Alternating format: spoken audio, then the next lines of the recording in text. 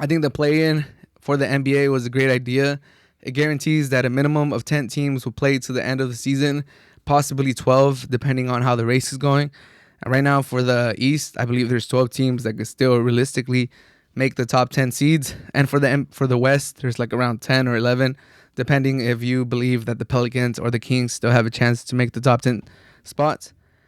And I think this is the best cure for tanking. If you have 12 teams competing for a playoff spot or a play-in spot, then that only leaves 3 teams per conference really going for the number 1 overall pick, which is great for basketball. It incentivizes more teams to play till the end of the season, to not tank, to not give up, and just lose on purpose. And all signs point towards the NBA keeping the play-in tournament moving forward, which I think is a great idea. I love the idea. I think it's great. But on to the predictions. I think for the West, the Pelicans and the Kings look like they won't be able to catch up the 10th place Warriors. So it's going to come down to the Warriors. Or I think they're basically pretty much they're just fighting for the seeding, if they're going to be 7 or 8 or 9 or 10th. In my opinion, I think the Mavs and the Lakers will avoid the play-in. That would be the 5th and the 6th seed. And the Grizzlies will finish 7th, moving ahead of the Blazers. The Blazers will finish 8th. I think the Warriors move up to 9th, and the Spurs finish 10th. In the East, looking at the rankings, I think the Heat will finish 7th, Hornets 8th, Wizards 9th, and the Pacers will hold on to the 10th seed.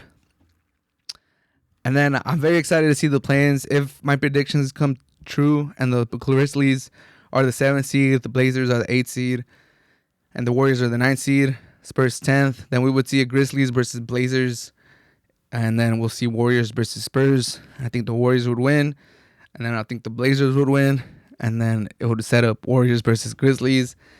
And then at that point, I think the Warriors have a puncher's chance to beat the Grizzlies, and it would be great to see the Warriors and the Grizzlies both make the NBA playoffs. And for the East, Heat, Hornets, Wizards, Pacers. The Wizards aren't on a mission right now. Russell Westbrook has turned that team around. Once Russell Westbrook turned his season around, it looked like the Wizards turned their season around together with Russell Westbrook and Bradley Beal. The Heat they made the finals last year. They have a lot of talent, but they've been struggling. The Hornets at number 8. I love what they're doing. I love what they're building over there. They might be 1 year away from really competing for a playoff spot. We'll see when LaMelo Ball comes back. But I think the Hornets have enough talent, have enough willpower to maintain the 8th seed. And the Pacers, they have a 2.5 game lead against the Bulls for that 8th, 9th, 10th spot. So I don't think the Bulls will be able to end up with the playoff spot. Unfortunately for them, they did trade for Vucevic. They do have Zach LaVine, but I don't think the Bulls have enough. I think for the East is the Heat, the Hornets, the Wizards, and the Pacers. And if I was a betting man, I think the Heat and the Wizards are the teams that will make it in. But all in all, I think this play-in is a great idea. I'm very excited to see how it plays out. I'm excited that all roads lead for the NBA to accept this going forward. Like, this is going to be the norm. This is just how the NBA is going to be moving forward. And I think that's great. It just keeps so many teams, so many fan bases invested to the end of the season. Right now, I believe if you were the Wizards and you're kind of far back on the leaderboard, you're kind of far back in the standings. Before this run that the Wizards had, they could have called it. They could have just been like, you know what, we're really bad. Let's try to tank and let's try to get a higher pick in next year's draft. But because of the play-in, I think that incentivizes teams to just see it out to the end of the season. Like, okay, we're like 4 or 5 games behind the 10th seed. Like, if we have a little run right now, we can still make the play-in. We can still make the playoffs. The season's not over. I think that's great, and I'm all for it. And I'm excited to see this play-in.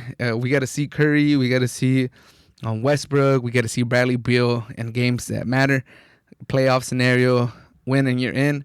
And I think that's great, because there's a lot of players that, even if Bradley Beal and like Russell Westbrook don't make it to the playoffs, just seeing them in a do or die game against some other team is going to be great. It's going to be great basketball. It's going to be a great showing.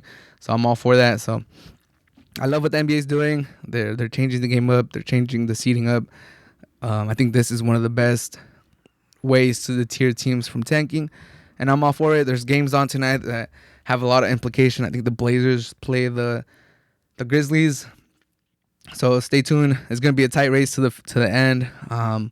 When the play-in is announced, when the season ends, I'll look back at this and see how correct I was. Hopefully, I'm right. I would not be mad if another team gets in. Like if the Bulls with Zach LaVine and Vucevic make it to the playoffs, to the play-in, I won't be mad. Or if the Pelicans end up, going, they still have to play the Warriors 3 times, I believe, so they could catch up to them.